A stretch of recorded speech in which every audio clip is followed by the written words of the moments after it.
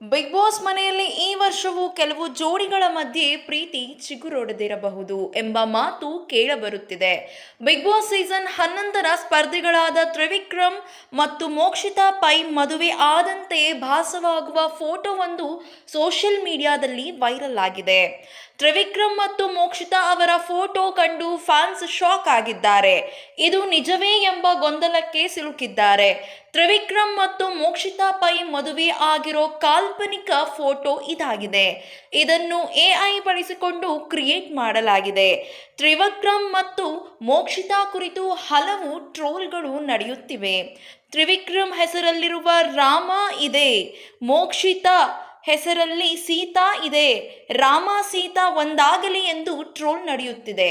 ಈ ಟ್ರೋಲ್ಗಳ ಮಧ್ಯೆ ತ್ರಿವಿಕ್ರಮ್ ಮತ್ತು ಮೋಕ್ಷಿತಾ ಪೈ ಮದುವೆ ಆಗಿರೋ ಕಾಲ್ಪನಿಕ ಫೋಟೋ ಸಹ ವೈರಲ್ ಆಗುತ್ತಿದೆ.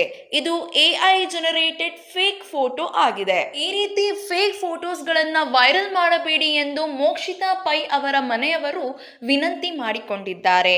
ಇನ್ನು ಹೆಚ್ಚಿನ ಸಿನಿ ಅಪ್ಡೇಟ್ಸ್ಗಾಗಿ ಈ ಕೂಡಲೇ ನಮ್ಮ ಚಾನೆಲ್ನ ಸಬ್ಸ್ಕ್ರೈಬ್ ಮಾಡಿ, ಹಾಗೆ ಪಕ್ಕದಲ್ಲಿ ಕಾಣುವಂತಹ ಬೆಲ್ ಐಕನ್ನ ಕ್ಲಿಕ್ ಮಾಡಿ.